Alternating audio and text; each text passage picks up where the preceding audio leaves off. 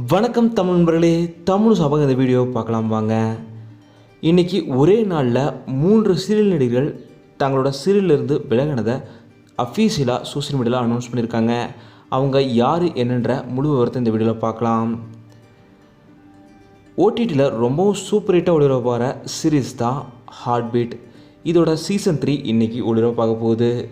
இந்த heart beat சீரீஸ்லேருந்து தான் 3 serial நடிகர்கள் இப்போது சீரீஸை விட்டு விலகினதாக சொல்லியிருக்காங்க.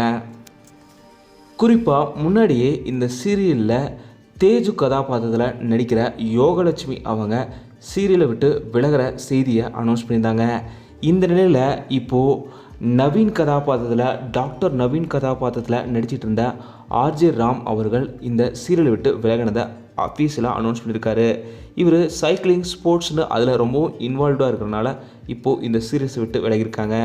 இதை ஆர்ஜே ராம் அவர்கள் தன்னோட சோஷியல் மீடியாவில் பதிவிட்டு, இந்த நவீன் கதாபாத்திரம் எனக்கு கிடைச்சது ஒரு மிகப்பெரிய வரம், உங்களை சப்போர்ட் பண்ண எல்லோருக்குமே மிகப்பெரிய நன்றிகளும் தெரிவிச்சுக்கிறேன் அப்படின்னு சொல்லி பதிவிட்டிருக்காரு. இதே போல் இந்த சீரியலில் அனிதா கதாபாத்திரம் நடித்த பதினேழு குமார் அவங்களுமே இந்த சீரீஸ் விட்டு விலகிறாங்க. இதை தன்னோட சோஷியல் மீடியாவில் அஃபீஷியலாக அனௌன்ஸ் பண்ணி, அனிதாவை நான் ரொம்பவும் மிஸ் பண்ண போகிறேன், அந்த கதாபாத்திரம் என்னோடய லைஃப்பில் பர்சனலான ஒன்று அப்படின்னு சொல்லி ரொம்ப எமோஷ்னலான ஒரு பதிவோட மிஸ் பண்ணுறேன் அப்படின்னு சொல்லி பதிவிட்டிருக்காங்க. இப்படி தேஜு, நவீன், அனிதான்னு 3 கதாபாத்திரங்கள் இன்றைக்கி ஹார்ட் பீட் சீரீஸில் வரப்போகிறதில்ல.